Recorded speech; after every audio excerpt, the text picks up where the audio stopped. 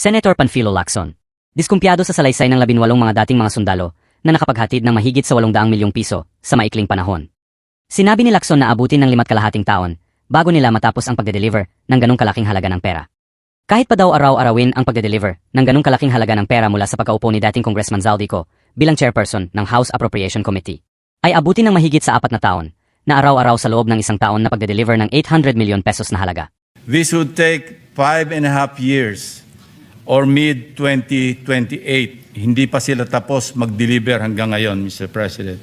Even if they do it every single day of the year, it would take them 4.4 years to complete the 800 million peso delivery. Ano ba ang naging basihan ni Lacson at nasabi niya na ganun katagal bago may deliver ang ganung halaga ng pera? Iniisip ba niya na 1 tao lang ang magde-deliver ng ganun karaming pera? Siguro nga tama siya doon, talagang hindi matatapos kaagad kung 1 tao lang magde-deliver.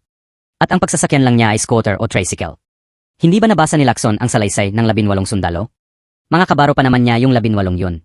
Sinabi nila na sila ay ang tetestigo na nag-deliver sila ng mali-malitang pera. 18 sila, pero meron pa silang sinasabi na bukod kay Guteza, ay may 12 pang sundalo na mga kasamahan pa nila na titistigo rin. Ibig sabihin, hindi lang sila 18, marami sila ping Lacson. Parang kasing dami na rin ng isang platon.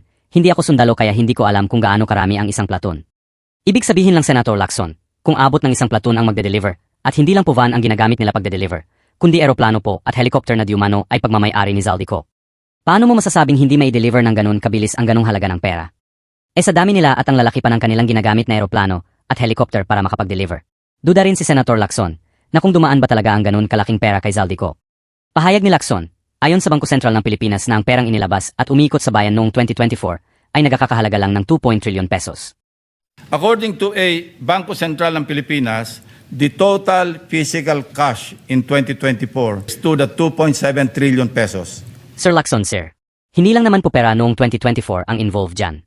Siyempre mga perang illegal yan. Mga nakatago na sa kanya-kanyang vault yan ng mga magnanakaw.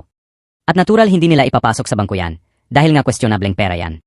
Alam mo naman yan, Senator Lacson, may pinagtatakpan ka lang.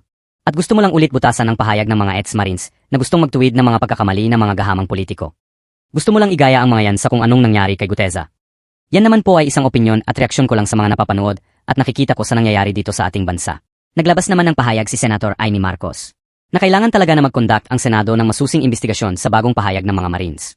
Naanya ay hindi ito dapat binabalewala. Tanong din ng senadora na kung ano ba daw ang dapat ikatakot sa investigasyon.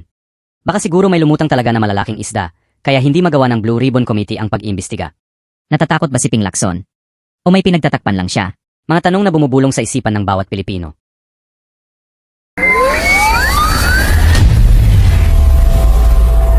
For more video update, please subscribe, like and hit the notification bell.